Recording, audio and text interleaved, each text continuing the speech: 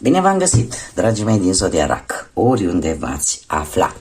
Bine ați venit tuturor pe canalul meu Tarot Flor de Loto. Eu sunt Nina, pentru cei care nu mă cunosc, și sunt gazda voastră la această lectură și la toate lecturile pe care eu le public aici pe canal Tarot Flor de Loto.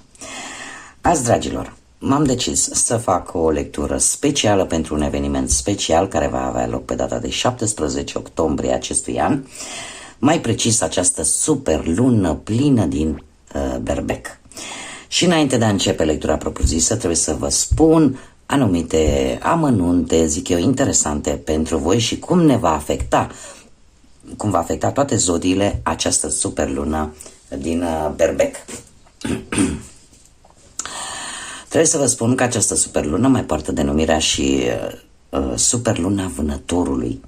De ce? Pentru că popoarele amerindiene din America de Nord, când venea această perioadă de luna vânătorului, pentru simplu fapt că luna este mai strălucitoare decât în mod normal și este mult mai mare decât o lună plină normală, lumina pe toată această perioadă de 7 zile, da? Mai precis anul ăsta va fi de pe 15 până pe 21 octombrie, lumina foarte bine mediul înconjurător, iar ei profitau de acest lucru pentru a-și vâna și a-și face provizii de supraviețuire pentru perioada iernii.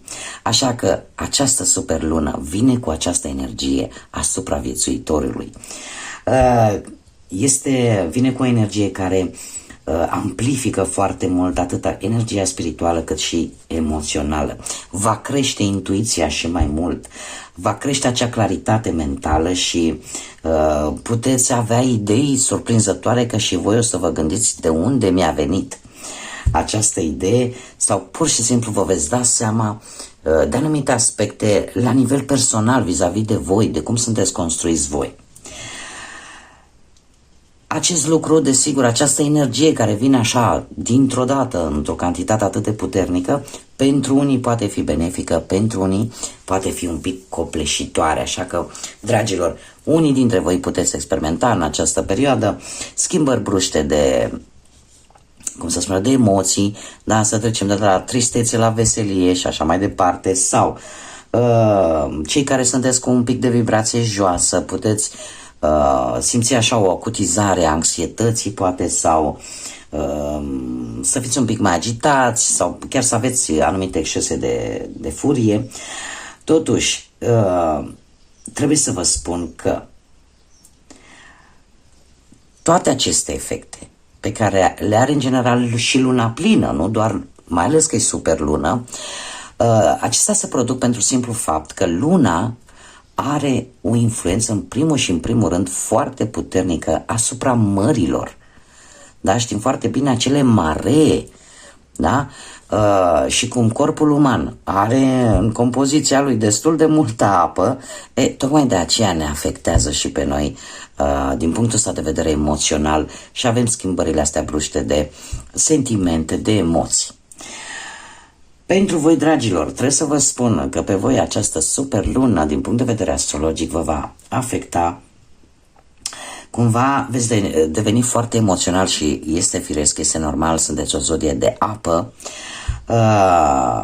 E posibil unii dintre voi, nu știu, să aveți anumite dezbateri, poate cu familia, poate asupra unor proprietăți sau poate asupra unor situații pe care voi trebuie să le gestionați și unde este necesar poate să se ajungă la o înțelegere.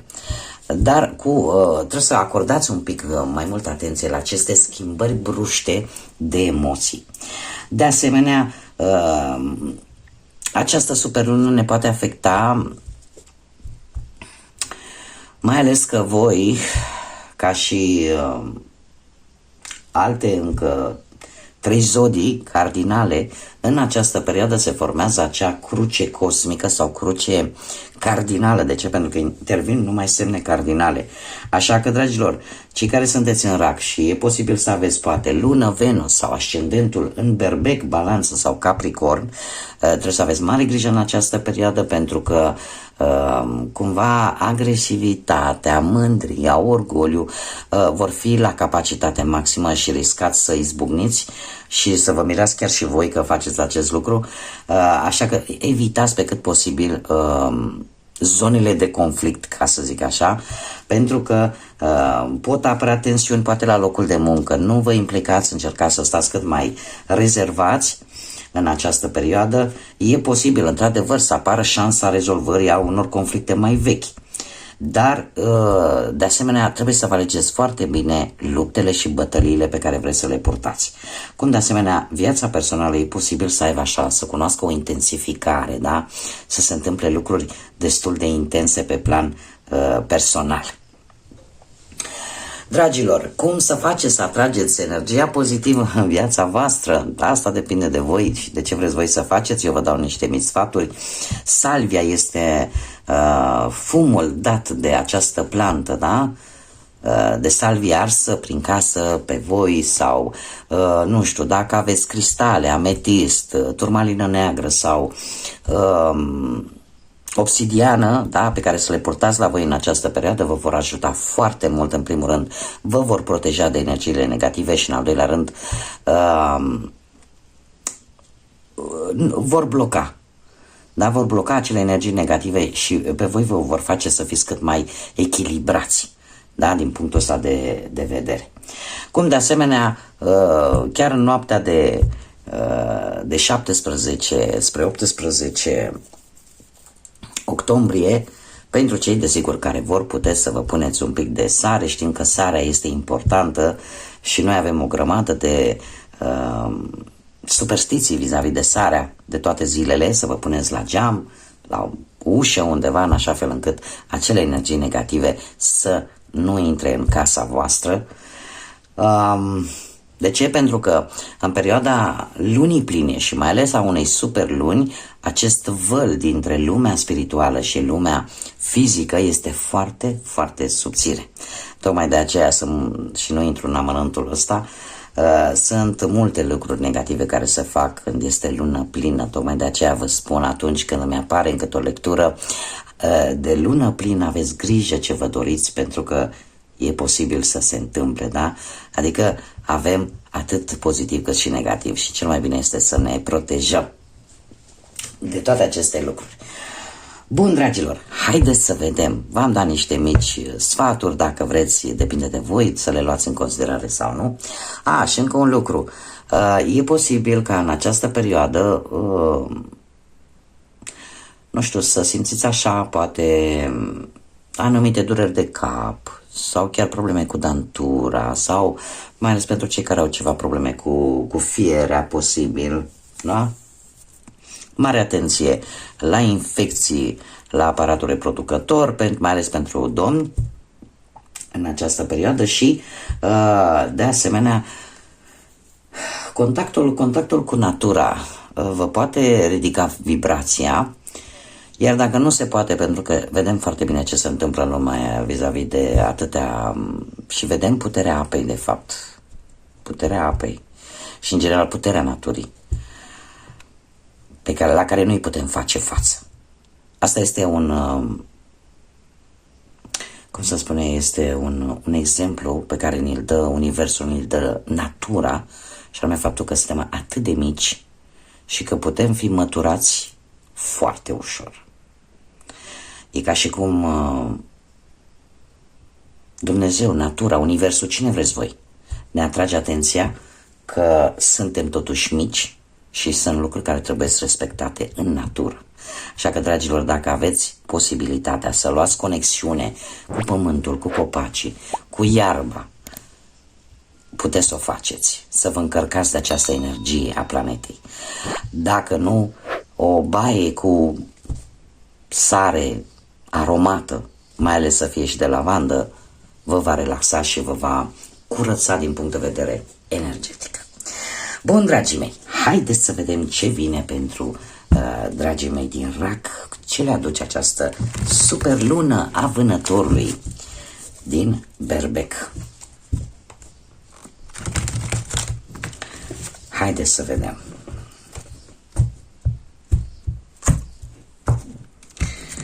Voi folosi această lectură decât cărți de oracol, fără tarot și fără Lenormand.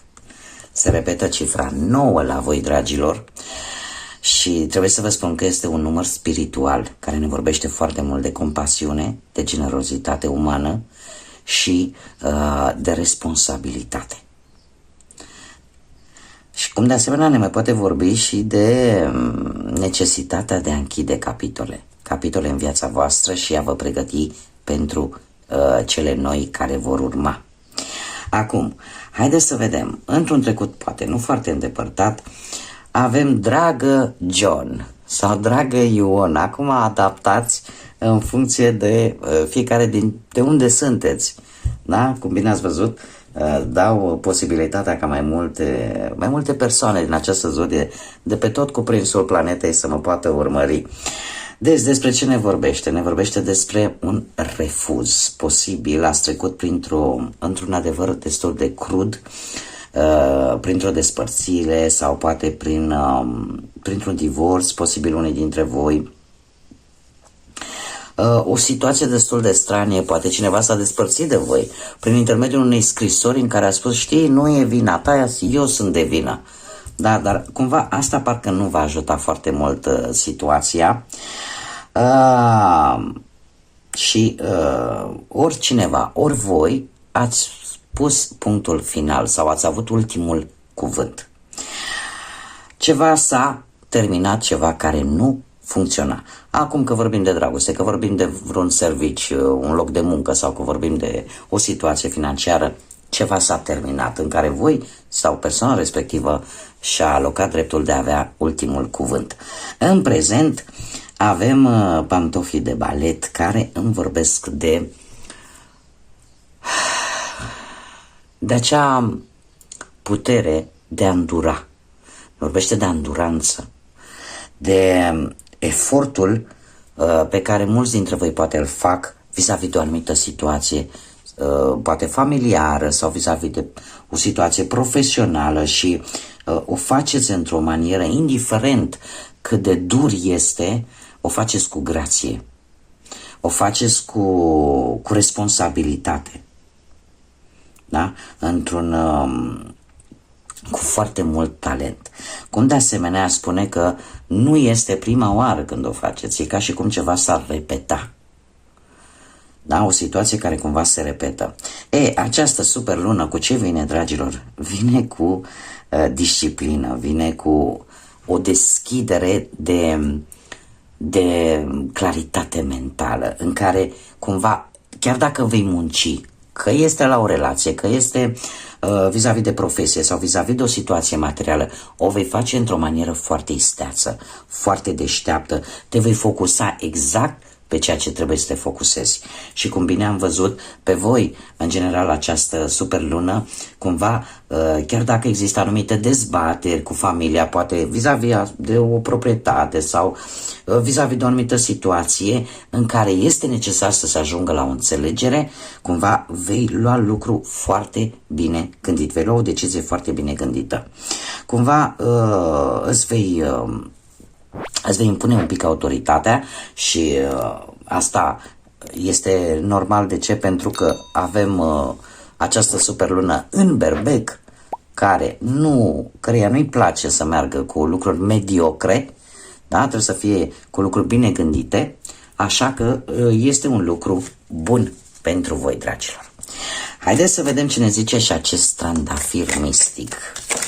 Dacă ne spune ceva despre relații și nu numai. Și ce să vezi, iar avem o separare aici, da? Deci, sigur, unii dintre voi ați trecut printr-o separare. Separare posibil poate de un loc de muncă, de o relație, de o situație poate financiară. Dar eu aș spune că e mai mult ceva care ți-a adus un pic de tristețe, ceva care ți-a adus păreri de rău dar care în același timp te-a făcut să te gândești mai mult la tine. Cu toate părerile de rău, poate că de fapt îți părea rău de tine. Da? chiar dacă această situație s-a terminat, apare iubirea de sine, care ne și îndeamnă această superlună la a ne iubi pe noi, la a ne redescoperi pe noi și cât potențial avem fiecare în noi. Cum de asemenea vine o perioadă, aș spune, mare grijă la obiectele tăioase, mare atenție la lucruri care se spun și care nu se verifică și care pot fi minciuni. Da? Posibil să, nu știu, știți cum e vorba proverbului, mărul frumos înăuntru-i găunos. Da? Avem noi un proverb și care cam așa ar fi, cam așa ar spune cartea asta. E posibil ca o situație aparent să fie așa lapte și miere, frumoasă, strălucitoare, dar înăuntru să nu fie chiar atât de bună. Dar cumva cu următoarele cărți veți cere timp. Și asta e bine că nu vă veți grăbi. De ce? Pentru că veți avea această claritate mentală și veți spune, știi, am nevoie de timp. Am nevoie de timp să analizez bine și nu va fi azi. Exact ce vă spuneam, da? Încercați în perioada asta, mai ales pe 17 octombrie, să puneți niște limite. Da? Să puneți niște limite, să evitați anumite conversații, se pare, tocmai pentru că aveți nevoie de mai mult timp. Nu faceți afaceri, nu faceți înțelegeri, nu faceți nimic de genul ăsta important.